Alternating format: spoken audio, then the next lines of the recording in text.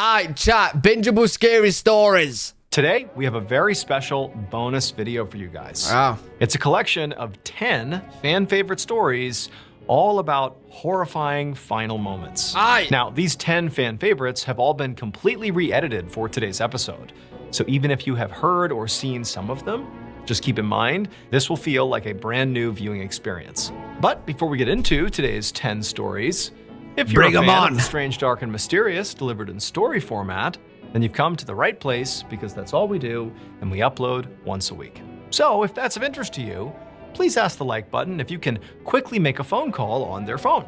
And when they hand it over, don't make a phone call, and instead just Order takeaway. permanently delete all their photos and videos. Also, please subscribe to our channel and turn on all notifications so you don't miss any of our weekly uploads.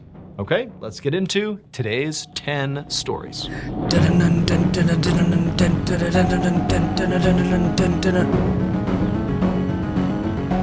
Bro, this intro literally plays in my sleep. Live stream? Ah! I'm live streaming now, mate! Is this about me? Mount Fuji is the highest mountain in Japan, rising up to 3,776 meters, and it's actually a volcano. It's dormant. The last time it erupted was in 1707, but geologists still classify it as active. Tourists are allowed to climb Mount Fuji, but only between July and September, because in the winter months, the mountain gets completely treacherous. There's snow and ice, and the wind picks up. It's very, very dangerous, so it's off limits. Now, thrill seekers, if they really wanted to, they could climb Mount Fuji in the winter, because there isn't a security guard posted up at the bottom of Mount Fuji checking people in and out. Right. It's on you. If you want to climb it when it's off limits, well, then you're climbing at your own risk, because basically it's a terrible idea. Yeah, don't But do if that. you have the right equipment and you have all the right training, it is doable. One thrill seeker, a 47-year-old named Tetsu, decided he wanted to hike Mount Fuji in the winter of 2019. He wanted to live stream his entire journey to the summit. Now, Tetsu might have been a thrill seeker, but he's Damn, bro. This is what you call one of those things, doing stupid things to try and get famous. He probably knew it was stupid, but he's risking it anyway. For the stream, for the views. certainly wasn't a mountain climber. He did not have the experience, nor did he have any of the equipment necessary for a climb up Mount Fuji. Oh, he in the wasn't winter. even prepared? Wearing only street clothes and carrying nothing more than climbing poles and his smartphone, No! he turned on his live stream and he began hiking up the Shubashiri Trail. Viewers began tuning in as Tetsu happily made his way up this ash-covered trail. You know what? He probably didn't think that it was that bad. Like, he probably think, yeah, it's off limits, but how bad could it be? And then the ash turned into light snow, and then light snow turned into really heavy snow and ice and wind. And then Tetsu began complaining about how cold he was and how he couldn't feel his hands. What? No and shit! Viewers are egging him on to, keep going, keep pushing through it. And probably because of the pressure he felt from his viewers, he kept going when really this would have been the moment to turn around. When you're realizing that you don't have the right equipment and it's getting really cold and you're probably not even halfway up, that's the time to turn around, but he didn't. He pressed on. As he moved up the mountain, And chat, this is why when you guys are like, hey, L3WG, why are you not listening to us? You can't always listen to the viewers, man. You can't always listen. You know what I'm saying? Because what if I'm climbing a mountain one day, I'm near death, and you guys are telling me to keep going? You can't always be listening. the path he was on continued to narrow and become increasingly more covered in ice. And the guard fence that Nothing straddled behind the me. side of this path was getting to the place where it comes to a stop, signaling the most dangerous section of the hike. Yeah, to be fair, I think most of you guys will tell me it's a bad idea. I'm pretty sure you guys will. Well, I hope you would. I hope you would. Other than the people that tell me to go to Skid Row in America, we have a few bad ones in the bunch that advise incorrectly, but I feel like a lot of you are more helpful. Which is the last leg up to the summit. He gets to that point where the fence comes to an end, and now he's on this narrow stretch where the wind is just whipping across and it's all ice. And he's trying to walk across the ice with this totally inappropriate footwear. He should have had on at least crampons, the metal spikes that go on the bottom of your shoe to grip ice. He just had tennis shoes on, and so he's slipping and sliding as he's walking up this icy trail. And then he Bro, how are you gonna climb a mountain in street clothes and tennis shoes. Like, what are you doing? Finally staggers and falls. A mountain that's not allowed to be climbed during the time he's climbing it. But he catches himself. And you can hear him laughing on the live stream, joking with his audience how dangerous and slippery it is. And his viewers begin to change their tone a little bit.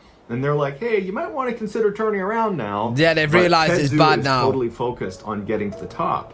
So he stands back up and he continues to kind of shuffle his way towards the summit on this stretch of ice. Jeez. He finally gets right up below the summit to where on his live stream you can actually see the top of Mount Fuji. Wait, I'm actually surprised he made it this far. Like, he's pretty much nearly at the top in street clothes, trainers, and no equipment other than poles.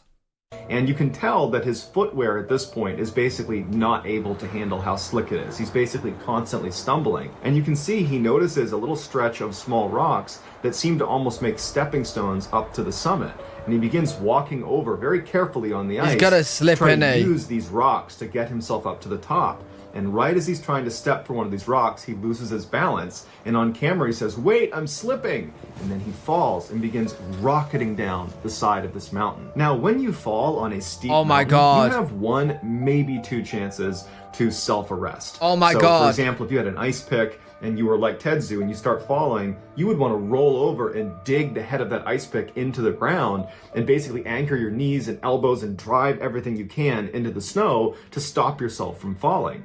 And so if you can't do that in 1 or 2 attempts, your momentum will pick up and you'll be going too fast. And you won't be able to stop yourself. And then you just gotta hope. He didn't even have that, right? Tetsu did not have an ice pick or any other tool to help him self-arrest. And he didn't have the training for what to do in a situation like this. So he didn't even attempt to roll over and dig his elbows or knees into the ground to try to slow down. So he just goes flying down the mountain. He's on his back. He's not slowing down. And he knows he's doomed. And he says on camera, oh my God, well, it can't be helped, before he flies over the edge and falls hundreds of meters down to his death. His viewers who watched this happen alerted authorities, who found his body the next day over 1,000 meters away from where he had first fallen. Unfortunately, every year there is a handful of people that attempt to climb Mount Fuji in the winter, and they meet the same fate. And that, like, oh my God, I don't understand that. Like, that could have been saved if he had equipment. Just a little bit of research, had boots with spikes in, had a spike axe. Like, why? Why have you just gone with trainers? Like, bro, I don't even climb mountains. And I would think that's a very, very, very, very bad idea. I know nothing about mountain climbing. That's crazy, bro. Narco Corrido. Yeah, he did. In Almost made 1962, it. Chalino Sanchez was born into a poor family in the Mexican state of Sinaloa. When he was just 15 years old, one of his sisters was assaulted by a very rich and powerful man in their town, and so he never got punished for it.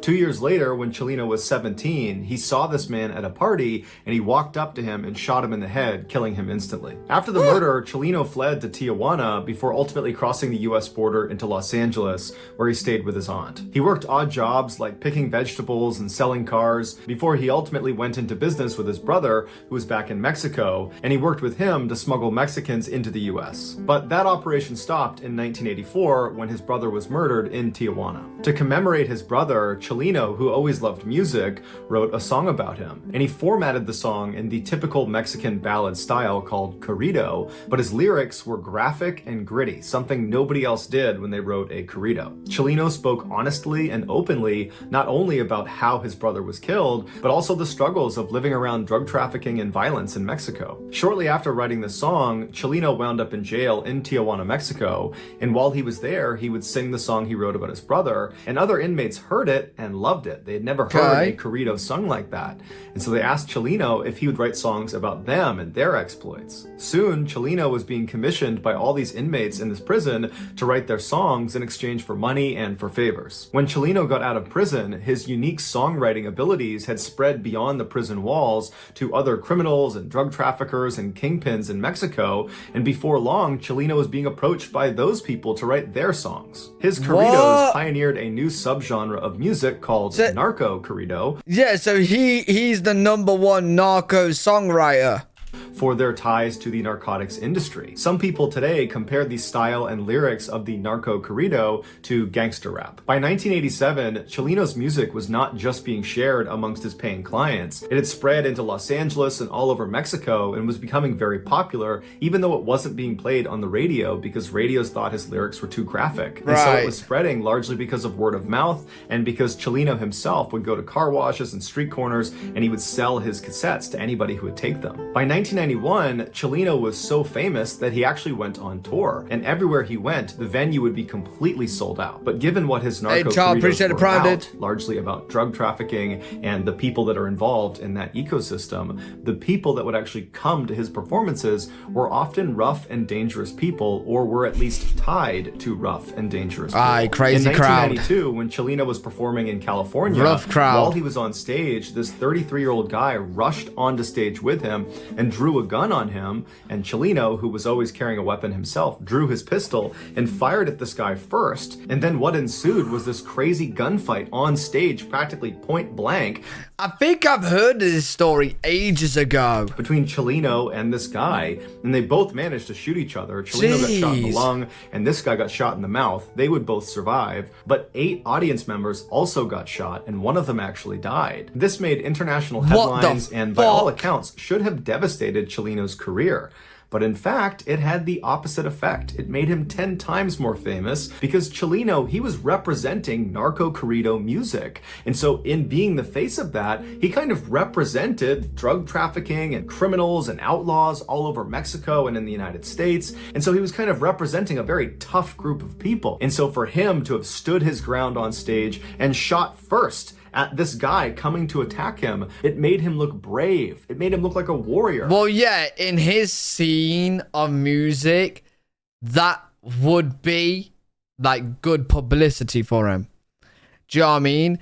Like even in today's world, it's like with rappers, the more like gangster they seem, the more like, you know, more hype they get with their songs and that. So it validated him as the right person to be the face of narco corridos. But Chalino also understood that this probably was not the last time that someone was going to try to hurt him. That in virtue of being the face of narco culture, there's bound to be people that are very violent that don't like him, and they might come after him too. And so he actually told his inner circle that he thought his days were numbered, that at some point someone was going to kill him. 4 months after the shootout, Chalino was back home in Sinaloa, Mexico, performing at a concert that his friends had told him he shouldn't do because he had lots of enemies in his hometown. But yeah, I've heard this one. Do it. He got into the venue, he got on stage, his band was getting ready, he thousands of people were coming into the audience, and before the show started, somebody handed him a note. And so Chalino takes the note, he's smiling, he's kind of looking around at the crowd, and then he looks down at the note and he reads it, and right away his expression completely changes. He looks distressed, he rubs his brow, he frowns, he kind of looks up at the crowd like he's looking for someone, and then he just goes blank in the face, and he's looking out like he's looking past the crowd. And it's this long period of time where he's just blank staring into the audience. And then all of a sudden he just snaps out of it, takes the note, puts it in his pocket, picks up the microphone, and proceeds to give one of his best live performances to date. After the concert was over, Chalino made a special effort to say bye to everybody in his band, and he said bye to some people in the crowd. And then finally, after this kind of long drawn out goodbye, he walked out the back door. Shortly after, he was kidnapped, tied up, and then shot in the back of the head, execution style. It would turn out that note he received on stage was from his killers, who we don't know exactly who they are still to this day. Right, listen, what I don't understand though, chat, yeah, is if he received a note pretty much saying like, you're done, we're gonna kidnap you, we're gonna take you, and then like, for example, like if he got that, yeah, why would he not sneak out midway through? Like, why would he not be on the mic and be like, hold up guys, just need a toilet break, or like, you know, need to get some water, right? Go in the back and then make an escape. Do you know what I'm saying? But the note said, after this Probably performance, threatened his we're going family. to kill you. And so that was the reason Chalino was so distressed, because whoever it was, he obviously understood it was a credible threat. But instead of panicking, he just decided he would give an amazing performance and then face his destiny. And so when he went outside, he knew he was going to get murdered. And he did. Jeez. He didn't want to endanger anyone else? Damn, bro. This is it, baby! You reckon he was just a badass? On September 25th, 1978, a Pacific Southwest Airlines Boeing 727 jet airliner entered San Diego airspace. Like all PSA aircraft, Flight 182 had a whimsical black button nose and smiley face painted underneath the cockpit. These so-called grinning birds were synonymous with the company's self-promoting ad campaign about them being the world's friendliest airline. But the airline... Do I want to watch a scary video about an airline when I'm going on a plane for 8 hours very, very soon? I don't know, man. I don't think I should be. Line was often criticized I don't think I should be watching this one. with their super low airfares, their kind of comic banter that the captains would employ through the intercom to passengers, and their female flight attendants who wore miniskirts and were instructed to make nice with the male passengers.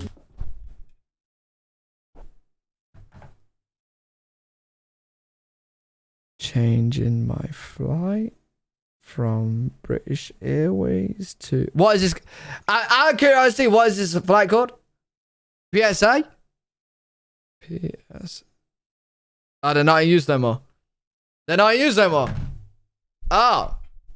Because the weather was clear, air traffic control directed Captain McFerrin and First Officer Fox to switch from instrument flight rules to visual flight rules procedures and to begin their final descent. Visual flight rules refers to pilots using their eyes to guide the plane. It's done when they're flying low, the weather's clear, and they can see the ground. Wait, so you're telling me before I was born, you guys was flying on planes where the air hostess was in mini skirts and make nice with male passengers? That's how you guys was flying? And now I'm flying in a tin can that shakes constantly, scared for my life? At 8:59 a.m. that morning, as PSA Flight 182 descended down to 4,000 feet, air traffic control advised them of a Cessna, which is a small plane, that was ascending in their direction. Fox responded that they saw the Cessna, and so air traffic control came back and said to maintain visual separation. Maintain visual separation meant that despite ground radar-based controllers who could provide vertical and lateral separation criteria, the burden for maintaining separation fell solely on Captain McFerrin and his crew. In layman's terms, air traffic control was telling them, don't lose sight of the Cessna. Inside the Cessna was a flight instructor named Martin Casey and his student, who was a United States Marine named David Boswell. As this little plane ascended, air traffic control informed them that PSA 182, who was right in front of them and slightly above them, they were on their descent. However, they had the Cessna in sight. As a result, the men inside of the Cessna did not take it upon themselves to actively begin looking for this jet. Oh no, they're gonna go into pilots of PSA 182 who had them in sight would avoid them. Back in PSA 182, they're gonna go into there seemed to be some confusion in the cockpit. The two pilots were debating whether the Cessna they were watching fly lower than them, past them on the right, was the same Cessna that air traffic control had told them about. And at some point they agreed, yep, that's got to be the same Cessna. Different plane. So they called in to air traffic control that it looks like the Cessna has passed us. They've flown past us on the right. Immediately after this transmission, the black box recorded the two pilots talking to each other, basically trying to convince the other that yes, that was definitely the right Cessna. But after a couple of minutes of reassuring themselves, one of them says, boy, I hope that was the right Cessna. According to later testimony by the air traffic controller who was in communication with the pilots of PSA 182 as they were on their final descent, he would say when Captain McFerrin came over and said the Cessna has passed him on the right, he believed him and he didn't think to check to make sure it was the right one. But in reality, the Cessna that McFerrin and Fox had seen was the wrong one. The real Cessna they were supposed to maintain visual separation with, the one containing Casey and Boswell, was still ascending in the direct flight path of PSA 182. Except now, this Cessna is in 182's blind spot below their nose, so they literally can't see each other. At 9:01 that morning, air traffic control got an alarm that PSA 182 and this Cessna are about to collide. But how could the Cessna not see the big ass plane above them if they're ascending? How does the Cessna not see a plane in front?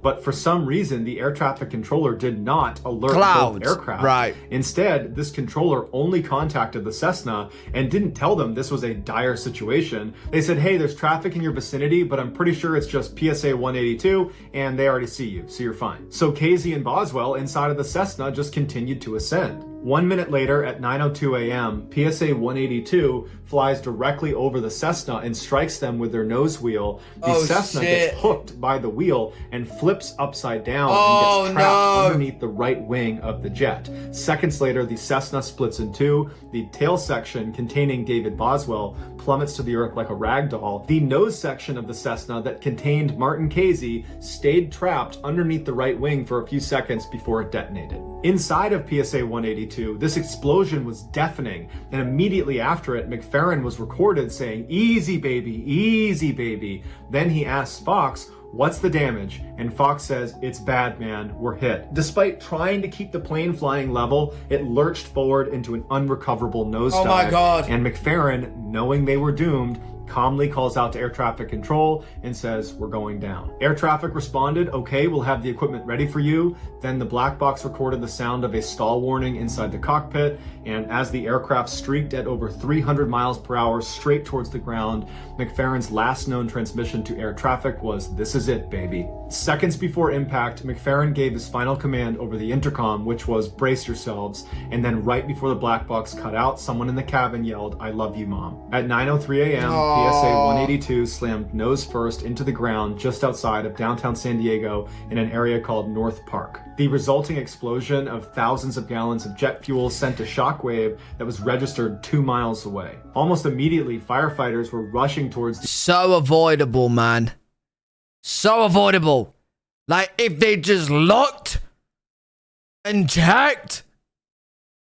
rising mushroom cloud of black, oily smoke. And many of the first responders that arrived at the crash site just in flown those first straight few hours into each other. were deeply disturbed at what they saw. The bodies that had not been destroyed in the explosion had gotten trapped up in the trees. All told, 144 people were killed in this accident. Wow. 135 were from PSA 182. 2 were from the Cessna, and 7 were just unlucky people that were standing on the ground in North Park. Jeez. Following a 1-year investigation into the midair collision, it was determined that the flight crew of PSA 182 was found to be primarily responsible because there was that moment that was picked up in the black box where the 2 pilots were unsure if the Cessna that passed them was the right one. But instead of calling that into air traffic control and getting confirmation, they blew it off. Yo, they literally just winged it, bro. You can't be doing that when you're like you're playing with 150 people's lives in the air in a plane. You can't, like, you have to be sure all the time. All the time. Like, you can't just wing it. You know what I mean? Like, you can't do that. Morning of the crash, a San Diego photographer was at a press event when he heard the explosion overhead, which was 182 colliding with the Cessna, and he began taking pictures, and he captured these now 2 infamous photos of PSA 182 seconds before they hit the ground. Damn, bro, that's unfortunate. Bungee!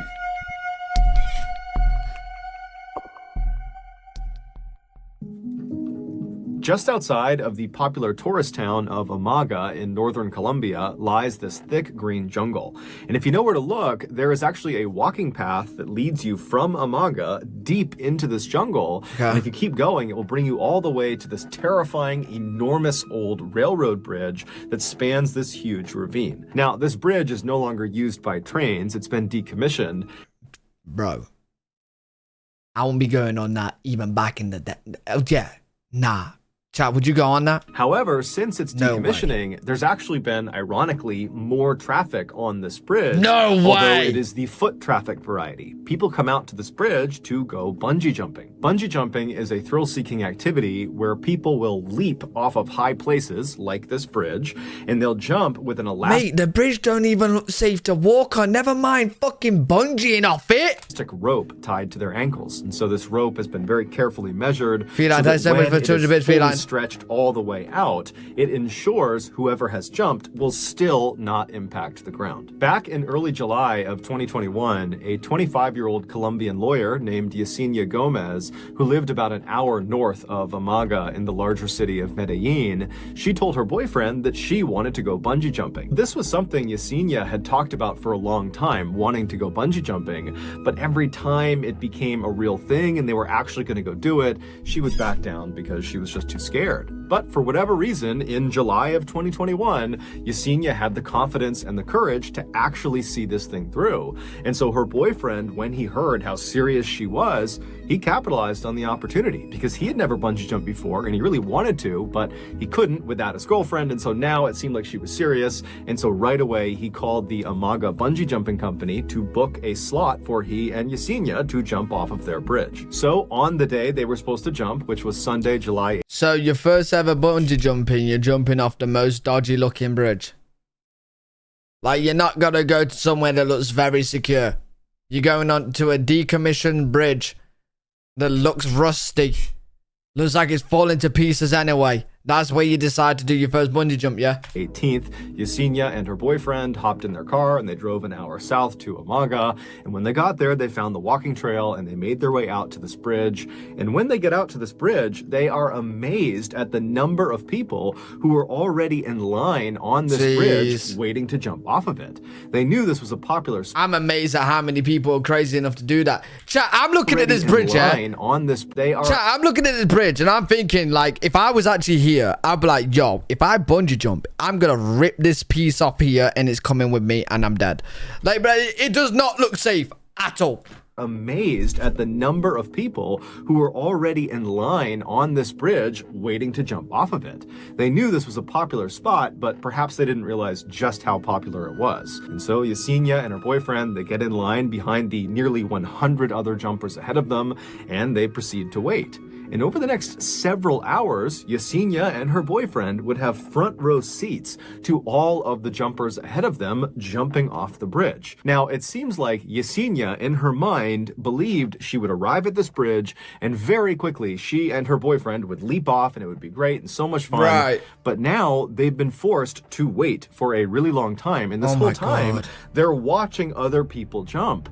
And Yesenia is starting to panic. Suddenly, bungee jumping looked terrifying. It did not look like something she wanted to do. Don't do it! And so she was beginning to second guess her decision. And so her boyfriend, he's trying to calm her down and he's telling her, oh, it's totally safe. Look at all these people who have jumped. They're all fine. They're all smiling. They're so happy. You're going to be so proud of yourself. But despite his best efforts to calm his girlfriend down, Yesenia just could not calm down. But she did tell her boyfriend that she's not about to back down. She's going to go through with this. And so several hours went by of this totally high stress, anxious waiting period, and then finally Yesenia and her boyfriend reached the front of the line. Yeah, listen to your the staff members who've been doing this all day long, they signal the two to step forward and get their harnesses on.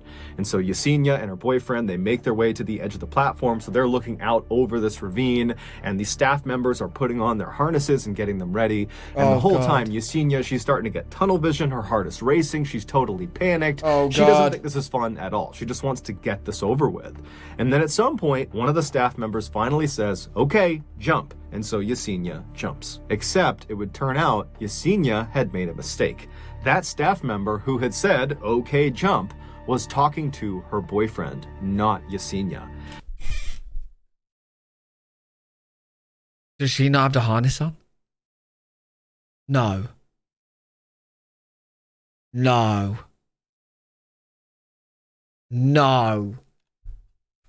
Are you not like, huh?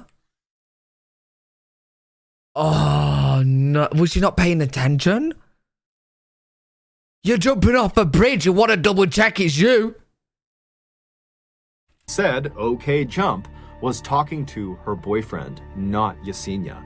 However, Yesenia, in her totally panicked state, had just not understood and had leapt, believing they were telling her to jump. However, the staff members had only put her harness on. They had not attached the actual elastic rope to her ankles. And so when... Yo, how does she not know?